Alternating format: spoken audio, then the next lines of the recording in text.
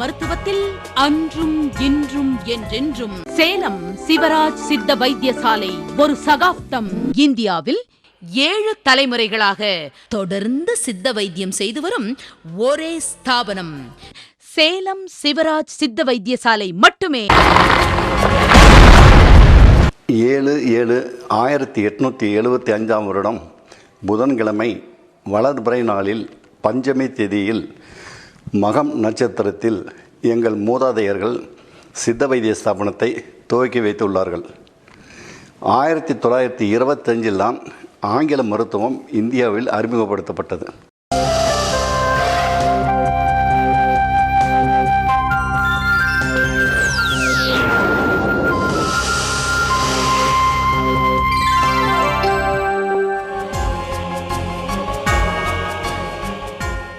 நீங்கள் தொடர்பு கொள்ள வேண்டிய முகவரி சேலம் சிவராஜ் சித்த வைத்தியசாலை, அண்ணா பூங்கா பின்புறம், தமிழ்ச்சங்கம் ரோடு வழியாக ராஜாராம் நகர், சேலம் 7. தொடர்பு கொள்ள வேண்டிய எண் 9842713500 9842722500. சென்னை கிளை ஆபீஸ் தினசரி காலை 7 மணி முதல் மாலை 8 மணி வரை. புதிய எண் 10/4, வீரபத்ரன் தெரு, வள்ளுவர் கோட்டம் அருகில், VIP கேட்டின் எதிரில், நுங்கம்பாக்கம், சென்னை 34.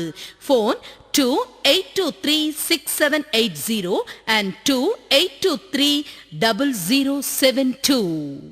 ஈரோடு கிளை ஆபீஸில் தினசரி காலை 8 மணி முதல் மாலை 7 மணி வரை. சிவராஜ் சித்த வைத்தியசாலை, பெருந்துறை ரோட், செந்தில் நரம்பியல் எதிரில், கோவை மெடிக்கல் ரோடு வழியாக, Gandhi Nagar, water tank road.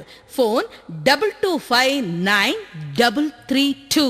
இந்த சின்ன திரையை பார்த்துட்டு இருக்கிற எல்லா சகோதரர்களுக்கும் என் வணக்கம். 7 தலைமுறையா 208 வருஷமா தொடர்ந்து சித்த வைத்தியம் செஞ்சுட்டு வந்த நம் சிவராஜ் தாத்தாவின் பேரன் நான். சேலம் சிவராஜ் சித்த வைத்தியசாலையின் மருத்துவ முகாங்கள் எல்லா இடத்துலையும் தொடர்ந்து நடைபெறும். இதுக்கு உங்க அன்பும் ஆதரவும் எங்களுக்கு எப்பவும் தேவை.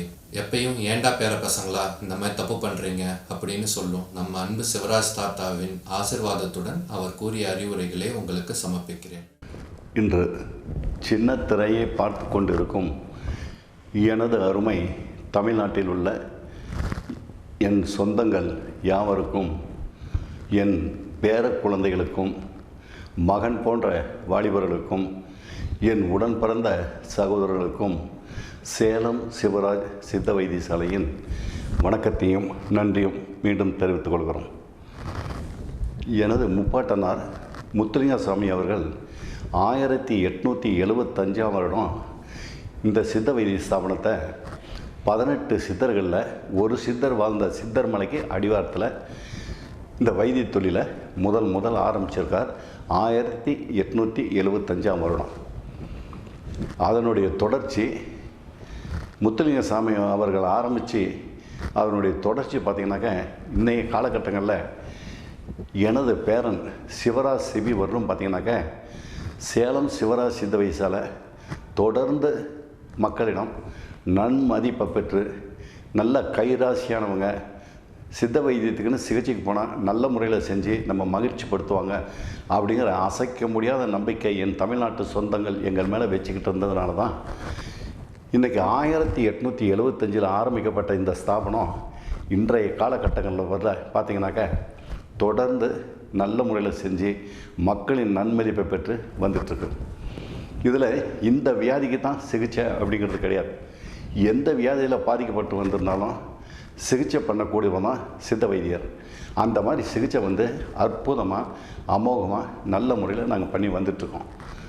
இதில் இப்போ முக்கியமாக 40 வருஷத்துக்கு முன்னாடி பார்த்திங்கனாக்கா தமிழ்நாட்டில் 40 வருஷத்துக்கு முன்னாடி ஆஸ்மா இருக்கும், குடல் புண்ணு இருக்கும், மூலவியாதி இருக்கும், மூட்டு வலி இருக்கும், சர்ம நோய் இருக்கும் மற்றும் சகல விதமான வியாதிகள் தான் இருக்குமே ஒழிய இந்த பலகீனம், ஆண்மை குறைவு, இல்லறன்பத்துக்கு ஈடுபாடு முடியாமை, குழந்தை பாக்கியம் இல்லை, கர்ப்பணுக்கள் குறைவு அப்படிங்கிறது பார்த்தீங்கன்னாக்கா இப்போ இந்த 40 வருஷத்துக்கு பின்னாடி தான் இது விஸ்வரூபம் எடுத்து உலக நாடியே ஒரு கலக்கிக்கிட்டு வந்துட்டுருக்கு.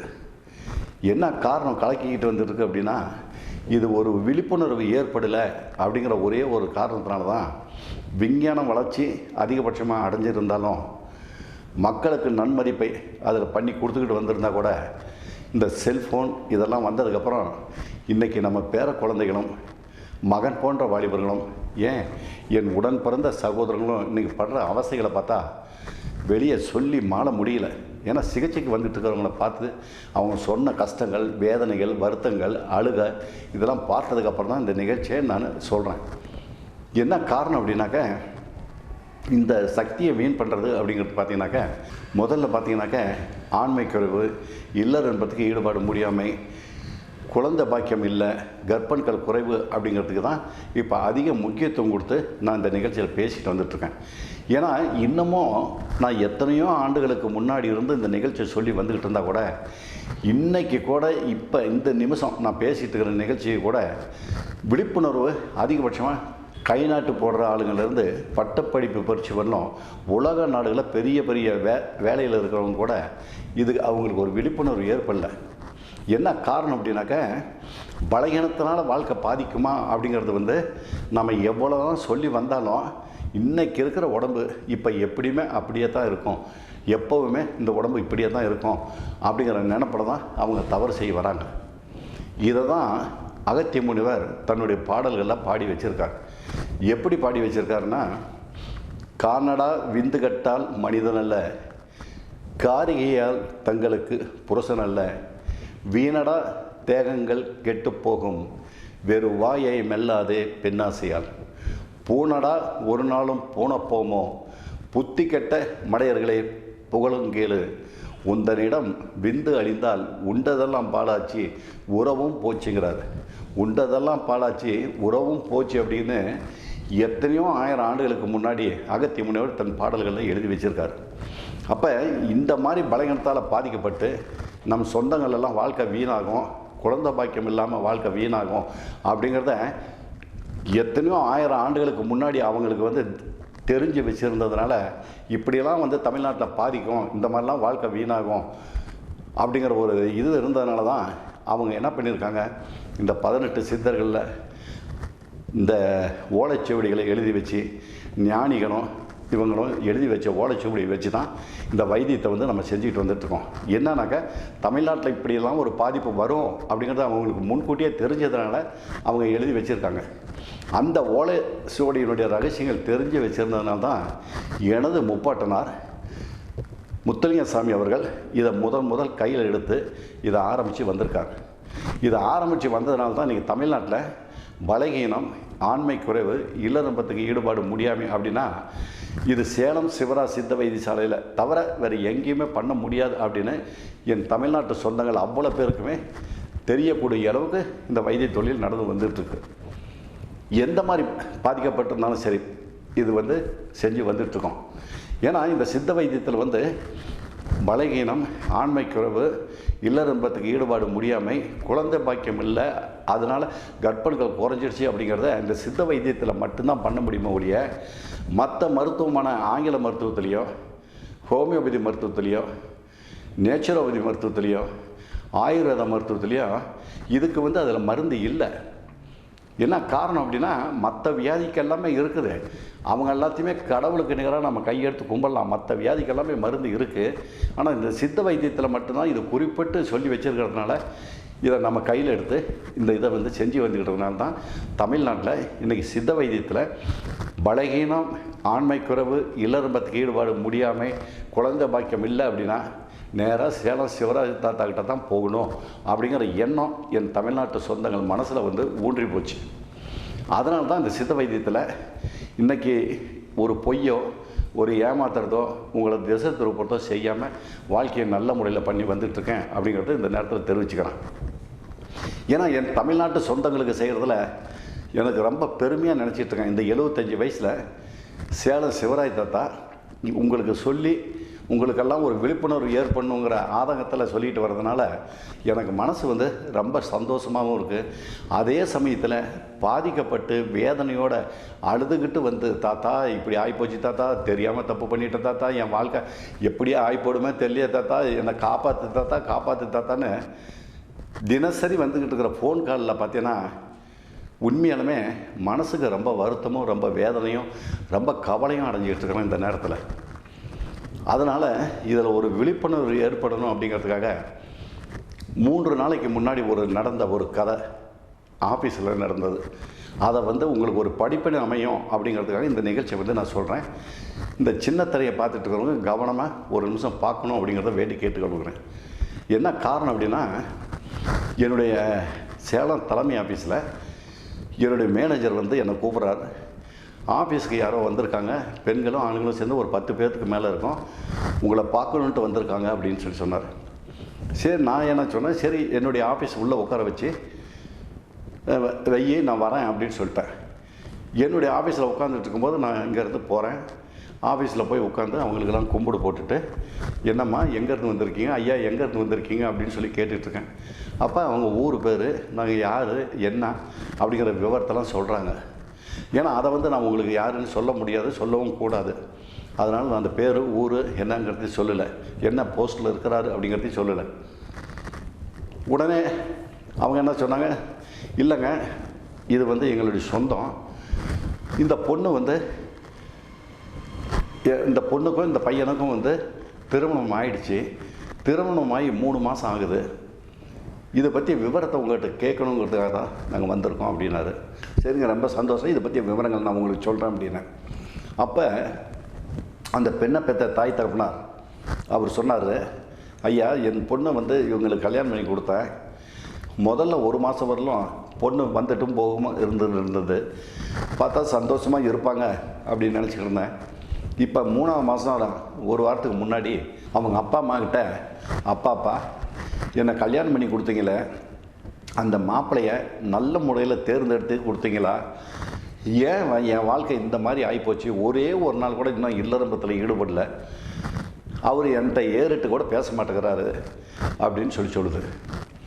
இத்தனைக்கும் அந்த மாப்பிள்ளை தமிழ்நாட்டை சேர்ந்த பையன்தான், அமெரிக்காவில் லட்சமாக சம்பாதிச்சுக்கிட்டு இருக்கிற பையன், அமெரிக்காவில் லட்சமாக சம்பாதிச்சுட்டு இருக்கான் அந்த பையன் இவங்க சொல்கிறாங்க இந்த மாதிரி இல்லறம்பத்துக்கே ஈடுபட தகுதி இல்லை, இல்லறம்பத்துக்கே ஈடுபடல அப்படின்னு சொன்னோன்னே உடனே அவர் தகப்பனார் அங்கே உட்காந்துட்டுருக்கிறாரு.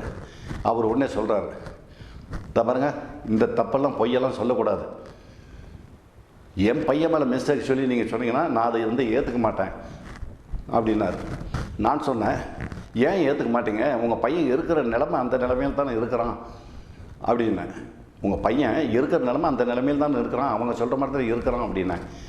உடனே அவருக்கு கோபம் நீங்கள்லாம் ஒரு சித்த வைத்தியரா, இவ்வளோ வயசாகுது இந்த மாதிரி சொல்கிறேங்க, நான் என் பையன் ஒரு தப்பு கூட செய்யாதவன், என் பையனுக்கு தவறுனா என்னன்னு தெரியாது, எந்த விதமான கெட்ட பழக்கங்களும் அவனுக்கு கிடையாது, நான் வளர்த்துற வித மாதிரி தமிழ்நாட்டில் எந்த பெத்த தாய் தகப்பனாரும் வளர்த்திருக்க மாட்டாங்க, அந்த அளவுக்கு கட்டுக்கோப்பாக வளர்த்தி வச்சுருக்கேன், நீங்கள் அவனை போய் அந்த மாதிரி தான் இருக்கான்னு நீங்கள் சொல்கிறீங்கன்னா உண்மையாலுமே உங்களுக்கு சித்த வைத்தியத்தை பற்றி ஒன்றுமே தெரியாதுன்னு நினைக்கிறேன் அப்படின்னு சொன்னார்.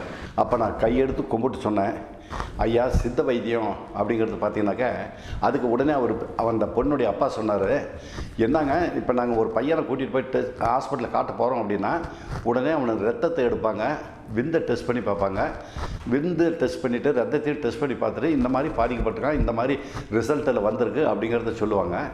நீங்கள் எந்த விதமான டெஸ்ட்டும் எடுக்காமல் எந்த விதமான இதுவும் பண்ணாமல் பையனை பார்த்த உடனே பையன் இப்படி தான் இருக்கான்னு நீங்கள் சொன்னீங்கன்னா உண்மையாலுமே எனக்கு ரொம்ப மனசு வருத்தமாக இருக்குது அப்படின்னாரு. அப்போ நான் சொன்னேன், ஐயா சித்த வைத்தியம் அப்படிங்கிறது இப்போ ஆங்கில மருத்துவத்தில் போய் விந்த டெஸ்ட் எடுக்கிறீங்க, ரத்தத்தை டெஸ்ட் எடுத்து அதை கண்டுபிடிச்சி அவங்க சொல்கிறாங்க, ஆனால் அது சொல்கிறது கூட இந்த பையன் வாயை திறந்து நான் இந்த மாதிரி பாதிக்கப்பட்டிருக்கேன் இப்படியெல்லாம் வாழ்க்கையை வீண் பண்ணியிருக்கேன் சொன்னால் தான் அந்த ஆங்கில மருத்துவர்களுக்கே தெரியும். ஆனால் சித்த வைத்தியத்தில் அந்த மாதிரி கிடையாது. சித்த வைத்தியத்தில் 1875 ஆரம்பிக்கப்பட்ட இந்த சித்த வைத்திய ஸ்தாபனத்தில் என் முப்பாட்டான காலத்திலேருந்து தொடர்ந்து வந்ததில் எனக்கு 75 வயசு ஆகிட்டு. இந்த 75 வயசில் எத்தனை லட்சம் பேர் நான் சிகிச்சைக்கு பார்த்துருப்பேன். அப்படிங்கும்போது ஒரு பையனை பார்க்கும்போது அந்த பையன் எப்படி இருக்கிறான், என்ன மாதிரி இருக்கிறான், உட்கார்ந்துருக்கும்போது எப்படி இருக்கிறான், உட்கார்ந்துருக்கும்போது சாஞ்சி உட்கார்றானா இல்லை குனிஞ்சி நிமறானா அப்படிங்கிறத பார்த்துட்டு அவன் கன்னத்தை பார்க்கும்போதே அவன் இல்லறம்பத்துக்கு ஈடுபட தகுதி இருக்கானா, இல்லறம்பத்துக்கு ஈடுபட தகுதி இல்லையா, திருமணம் பண்ண முடியுமா, திருமணம் பண்ண முடியாதா, திருமணம் பண்ணால் எவ்வளோ நாளுக்குள்ளே பண்ணலாம், அப்போ இல்லறம்பத்தில் ஈடுபட்டு மனைவியை திருப்திப்படுத்த முடியுமா, திருப்திப்படுத்த முடியாதா அப்படிங்கிறத தமிழ்நாட்டில் இந்த சித்த வைத்தியம் பாரம்பரியமிக்க சித்த வைத்தியம் செஞ்சுக்கிட்டு வர நான் ஒரு ஆளை பார்க்கும்போது இப்படி தான் இருக்கிறான், இந்த மாதிரி தான் அவன் தவறு செஞ்சுருக்கான், இந்த மாதிரி வாழ்க்கை வீணாக இருக்குது, இவன் இல்லறம்பத்துக்கு தகுதி இல்லை அப்படிங்கிறத தமிழ்நாட்டில் என்னை தவிர வேறு யாருமே சொல்ல முடியாது அப்படின்னு சொன்னேன். எந்த சித்த வைத்தியருக்கும் சொல்ல தெரியாது. எந்த சித்த வைத்தியரும் இன்றைக்கி சின்ன திரையில் பண்ணிகிட்டு இருக்கிற படித்த சித்த வைத்தியருக்கும் தெரியாது, தொழில் செஞ்சுருக்கிற சித்த வைத்தியர்களுக்கும் தெரியாது. அந்த அளவுக்கு பழக்கம் எனக்கு இருக்கிறதுனால தான் ஒரு ஆளை பார்க்கும்போது இந்த பையன் இப்படி இருக்கான் அப்படின்னு நான் சொன்னேன். அப்படின்னு சொன்ன உடனே அவர் ரொம்ப வருத்தப்பட்டுக்கிட்டு என்னை சண்டை போட ஆரம்பித்தார். அதுக்கு உடனே பெண்ணை பெற்ற தாய் தப்புனா, ஐயா தான் பேசிகிட்டு இருக்கிறாங்க, நீங்கள் ஏன் குறுக்க பேசி அவரை சண்டை போடுறீங்க அப்படின்னாரு. பின்ன என் பையன் மாதிரியே குத்தத்தை சொன்னாக்க என்ன அர்த்தம், ஏன் உன் புள்ள மேலே சொல்லாமல்ல அப்படின்னாரு. உடனே அவர் சொன்னார், பெண்ணை பெற்ற தாய் தப்புனா புள்ள மேலே தப்பு இருந்தால் சொன்னால் நான் ஏற்றுக்கிறேன் அப்படின்னாரு. அப்போ நான் சொன்னேன், ஒரே ஒரு நிமிஷம் பொறுங்க, இந்த பையனை பக்கத்து ஆஃபீஸில் உட்கார வச்சுட்டு நான் அந்த பையன்கிட்ட போய் சில விவரங்களை கேட்குறேன், அந்த பையன்கிட்ட விவரத்தை கேட்டுட்டு வந்து நான் சொல்கிறேன் அப்படின்னு சொல்லிட்டு அந்த பையனை அழைச்சிட்டு பக்கத்து ரூமுக்கு போகும்போது உடனே அந்த பையனுடைய அப்பா சொல்கிறாரு, இல்லைங்க எங்களுடைய ஆட்களை ஒரு ஆளை கூட்டிகிட்டு போங்க, அப்போ தான் அவன் என்ன சொல்கிறாங்கிறது எங்களுக்கு தெரியும் அப்படின்னாரு. சரி கூட்டிகிட்டு வாங்க, நான் பார்த்து பேசுகிறேன் அப்படின்னு கூட்டிகிட்டு போய் உள்ள உட்கார வச்சு அவங்க கூட வந்த சொந்தக்காரையும் உட்கார வச்சு பேச ஆரம்பிக்கும்போது உடனே அந்த பையன் கையெடுத்து கும்பிட்டு, அமெரிக்காவிலேருந்து வந்த பையன், பெரிய வசதியோடு இருக்கிற பையன், கையெடுத்து கும்பிட்டு, தாத்தா நீங்கள் சொல்கிற விஷயங்கள் யாவுமே உண்மைதான், ஒரு பொய் கூட நீங்கள் பேசுனதில் கிடையாது, எங்கள் அப்பா தான் உங்களை தப்பாக புரிஞ்சுக்கிட்டு பேச ஆரம்பித்தார் ஒழிய நான் நீங்கள் சொன்ன மாதிரி வாழ்க்கையில் என்னென்ன தவறுகள் இருக்குதோ, நான் சென்னையில் படித்தேன், சென்னையில் படிக்கும்போதே என் நண்பர்கள் சேர்க்கையால் கேர்ள் ஃப்ரெண்டால் நிறைய சக்தியை வீண் பண்ணி விரயம் பண்ணி இல்லறம்பத்துக்கு தகுதி இல்லாத அளவுக்கு வந்துட்டேன். அப்போ தகுதி இல்லாத நேரத்தில் தான் இருக்கும்போது தான் நான் அமெரிக்காவில் வேலை கிடச்சி அமெரிக்காவுக்கு போயிட்டேன். அமெரிக்காவில் இருந்துகிட்டு இருக்கும்போது திடீர்னு என் தகப்பனார் எனக்கு திருமணம் பண்ணணும், நீ புறப்பட்டு வரணும் அப்படின்னு சொன்னாங்க. சரி அப்படின்னு சொல்லிட்டு நான் தகவல் கொடுத்துட்டு என் நண்பர் மூலிமா எங்கள் அப்பாவுக்கு இந்த விவரத்தை சொன்னேன். ஆனால் எங்கள் அப்பா இப்படிலாம் ஒரு தவறு, இந்த மாதிரி பாதிக்கப்படுறதெல்லாம் இருக்காது அப்படின்னு சொன்னார். அப்போ திருமணத்துக்கு வந்தது உடனே திருமணத்துக்கு ஏற்பாடு பண்ணாங்க. திருமணம் முடிஞ்சு 3 மாதம் இப்போ ஆகிட்டுருக்கு. இந்த 3 மாதத்துக்குள்ளே பார்த்திங்கனாக்கா ஒரே ஒரு நாள் கூட நான் இல்லறம்பத்தில் ஈடுபட்டதில்லை. அந்த பொண்ணை ஆசையாக கோயில் குளம் கூட்டிகிட்டு போனதில்லை, வீட்டை விட்டு எங்கேயுமே கூட்டிகிட்டு போனது கிடையாது. கார் இருக்குது, பைக் இருக்குது, எல்லா வசதிகளும் இருந்து அழைச்சிட்டு போகல. ஏன்னா எனக்கு மனநிலை சரியில்லை, அந்த பொண்ணு வந்தாலே எனக்கு மனசு சங்கடம் வேதனையாக இருக்குது அப்படின்னு சொன்னார். உனக்கே இந்த சங்கடம் வேதனையாக இருக்கும்போது அந்த பெண்ணுக்கு எந்த மாதிரி தம்பி இருக்கும் அப்படின்னு நான் சொல்லிட்டு சரி வா அப்பாட்ட போகலாம் அப்படின்னு சொன்னேன். அப்பாக்கிட்ட இந்த விவரத்தெல்லாம் சொல்லிவிடுங்க, ஏன்னா நான் சொன்னால் ஏற்றுக்க மாட்டேங்கிறாரு, அந்த பொண்ணு மேலேயே தவறு சொல்கிறாரு, அந்த பொண்ணை தங்கமான புள்ள, அதனால் அப்பாட்ட விவரத்தை புரிய வைக்கிற மாதிரி சொல்லுங்கள் அப்படின்னாரு. சரி வா அப்படின்னு சொல்லி கூட்டிகிட்டு போய் அங்கே போய் உட்காந்து பேச ஆரம்பித்தோம். என்னங்க பையன் என்ன சொன்னான், பையன் தவறே செய்யலைல்ல, இப்போ பிடிச்சிக்கிட்டீங்களா அப்படின்னாரு. ரொம்ப சந்தோஷங்க நீங்கள் சொல்கிறது, ஆனால் உங்கள் பையன் என்னென்ன தவறோ எப்படி தவறு செய்யணுமோ, என்ன மாதிரிலாம் தவறு செய்யணுமோ, எந்த மாதிரிலாம் வாழ்க்கையை வீண் பண்ணுமோ அதெல்லாம் பண்ணி முடிச்சுட்டா. அப்படி உங்களுக்கு நண்பர் மூலிமா இந்த மாதிரி கல்யாணம் வேண்டாம் அப்படின்னு சொல்லி தகவல் கொடுத்தோம், நீங்கள் வலுக்கட்டாயமாக தான் கல்யாணத்தை பண்ணியிருக்கிறீங்க. அப்போ அந்த கல்யாணம் பண்ணும்போது இல்லறம்பத்துக்கு ஈடுபட முடியாமல் மாதிரி இருந்திருக்கீங்க. நீங்கள் இன்றைக்கி வந்ததை திருமணம் நிச்சயிக்கிறதுக்கு முன்னாடியே ஒரு ஆலோசனை பண்ணியிருந்தீங்கன்னா அன்னைக்கு இந்த பிள்ளைகளுடைய வாழ்க்கையை நான் காப்பாற்றி கொடுத்துருப்பேன். வேறு எவனையோ கல்யாணம் பண்ணிட்டு போய் சந்தோஷமாக மகிழ்ச்சியாக இருந்திருப்பா. ஆனால் என்ன பண்ணீங்க, கல்யாணத்தை பண்ணி வச்சுட்டீங்க. ஆனால் இருந்தும் பெரிய பாதிப்பு கிடையாது. 3 மாதம் தான் போயிருக்கு. நான் இந்த பையனுக்கு இப்போ இன்னும் 3 மாதம் ஊரில் இருக்கான். இந்த 3 மாதத்துக்குள்ளே மருந்து கொடுக்குறேன். நான் இந்த மருந்தை சாப்பிட்டுக்கிட்டு வரும்போது இந்த 3 மாதத்துக்குள்ளே உடல்நிலையில் சில மாற்றங்கள்லாம் தெரிய ஆரம்பிக்கும். 5ஆவது மாதம் வரும்போது இந்த மருந்தினுடைய எஃபெக்ட் முழுமையாக வரும். ஆனால் 3 மாதத்தில் இங்கே ஊரில் சாப்பிட்டுட்டு அமெரிக்கா போக போகிறாங்க. அமெரிக்கா போகும்போது நான் சில மருந்துகளத்தையும் கொடுத்து விட்றேன்.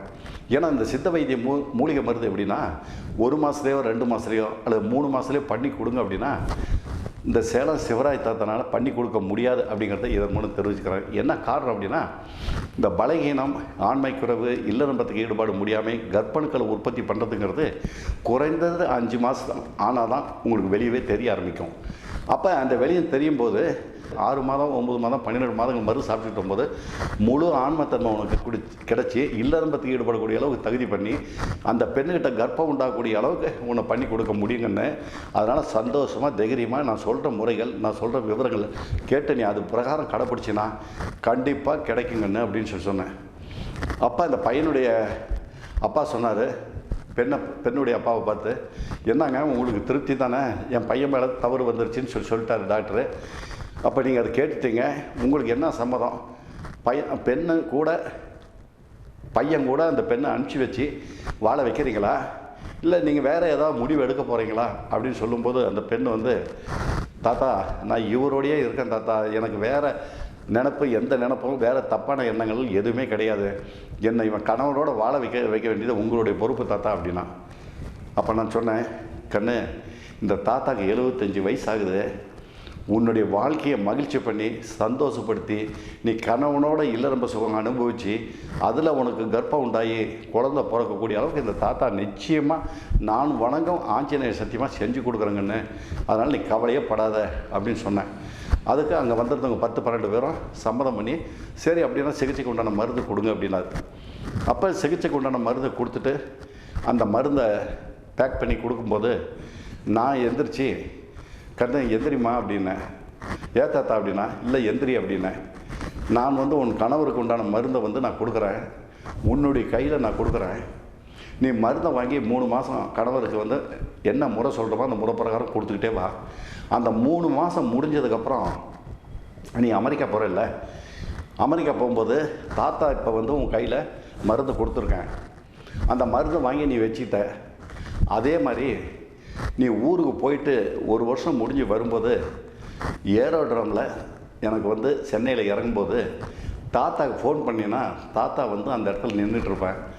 அப்போ நீ உன்னுடைய பையனை தாத்தாக்கிட்ட, தாத்தா எனக்கு பையன் பிறந்திருக்கு தாத்தா, இவனை வாழ்த்தி கொடுங்க தாத்தா அப்படின்னு சொல்லி எனக்கு கொடுக்கணும் நீ அப்படின்னு சொன்னேன். பையன் பிறந்திருக்கு தாத்தா நீங்கள் வாழ்த்தி கொடுங்க அப்படின்னு சொன்ன உடனே அங்கே இருக்கவங்க 10-12 பேரும் அப்படியே அழுக ஆரம்பிச்சிட்டாங்க. கவலையே படாதீங்க, அந்த கவலை வேதனைகள் என்னுடைய ஆஃபீஸ்லேயே நீங்கள் விட்டுட்டு இந்த வாசப்படி விட்டு தாண்டி போகும்போது சந்தோஷமாக மகிழ்ச்சியாக நல்ல முறையில் போகணும் அப்படின்னு சொல்லி வாழ்த்தி அனுப்பி வச்சேன்.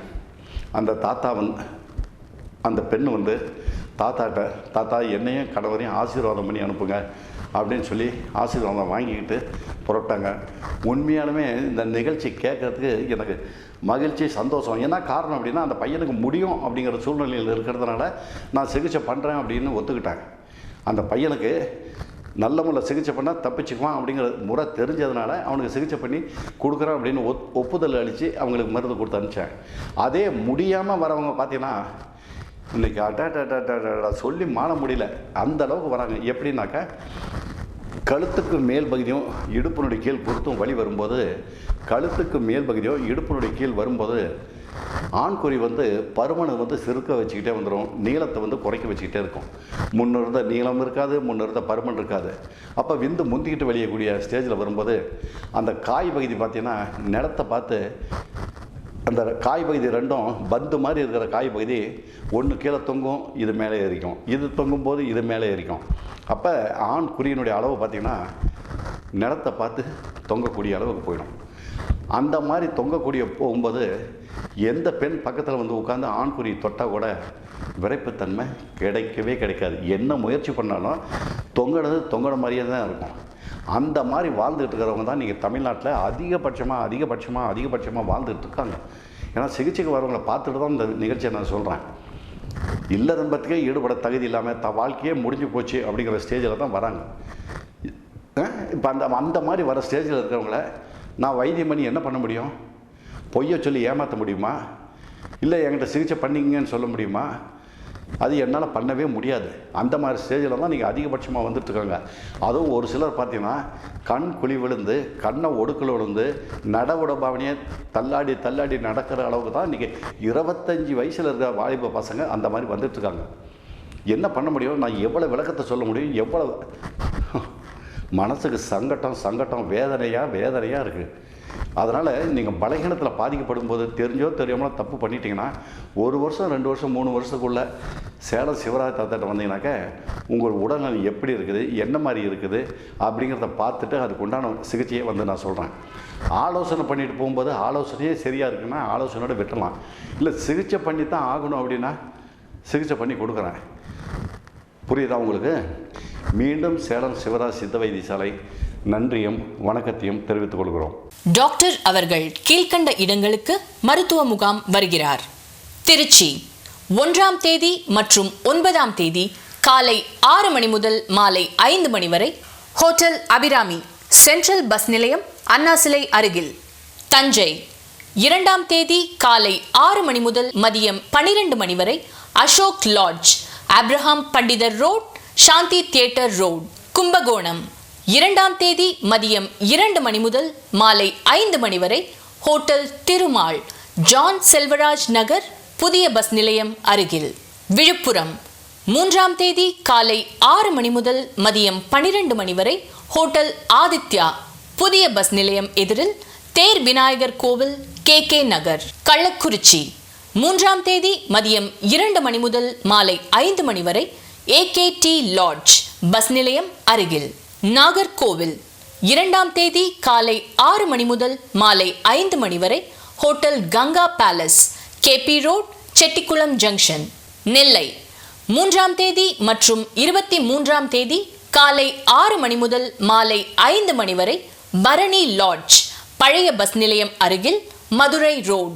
மதுரை 4ஆம் தேதி மற்றும் 22ஆம் தேதி காலை 6 மணி முதல் மாலை 5 மணி வரை college house, town hall road, junction எதிரில். திருப்பூர் 1ஆம் தேதி மற்றும் 14ஆம் தேதி காலை 6 மணி முதல் மதியம் 12 மணி வரை SAP residency, 111 municipal office road. Hosur 7ஆம் தேதி மற்றும் 16ஆம் தேதி காலை 6 மணி முதல் மாலை 5 மணி வரை hotel Dhananjaya, Srinivasa complex, Bagalur road. Theni 6ஆம் தேதி காலை 6 மணி முதல் மாலை 5 மணி வரை ஹோட்டல் தேனி இன்டர்நேஷனல், பழைய பஸ் நிலையம், மதுரை ரோட், தேனி. பழனி 7ஆம் தேதி காலை 6 மணி முதல் மதியம் 12 மணி வரை ஸ்ரீ ராம் லாட்ஜ், பஸ் நிலையம் எதிரில், பழனி. வேலூர் 11ஆம் தேதி காலை 6 மணி முதல் மதியம் 12 மணி வரை hotel Renga lodging house, number 3, தென்னைமரம் தெரு. கோவை 13ஆம் தேதி மற்றும் 26ஆம் தேதி காலை 6 மணி முதல் மாலை 5 மணி வரை ஸ்ரீ லக்ஷ்மி லாட்ஜ், லக்ஷ்மி ஜுவல்லரி அருகில், ராஜவீதி. கடலூர் 11ஆம் தேதி காலை 6 மணி முதல் மதியம் 12 மணி வரை hotel car lodge, 62, Lawrence road. Chidambaram 11ஆம் தேதி மதியம் 2 மணி முதல் மாலை 5 மணி வரை MAT லாட்ஜ், 24, SP கோவில். மாயவரம் 12ஆம் தேதி காலை 6 மணி முதல் மதியம் 12 மணி வரை அல் முஜமல் லாட்ஜ், பழைய பஸ் நிலையம் அருகில். நாகப்பட்டினம் 12ஆம் தேதி மதியம் 2 மணி முதல் மாலை 5 மணி வரை பூம்புகார் லாட்ஜ், புதிய பஸ் நிலையம் எதிரில். மன்னார்குடி 13ஆம் தேதி காலை 6 மணி முதல் மதியம் 12 மணி வரை ஹோட்டல் காவேரி லாட்ஜ், புதிய பஸ் நிலையம் எதிரில். புதுக்கோட்டை 13ஆம் தேதி மதியம் 2 மணி முதல் மாலை 5 மணி வரை ஹோட்டல் ராயல் பார்க், புதிய பஸ் நிலையம் எதிரில். கரூர் 14ஆம் தேதி காலை 6 மணி முதல் மதியம் 12 மணி வரை ஆர்த்தி ஹோட்டல், பஸ் நிலையம் அருகில்.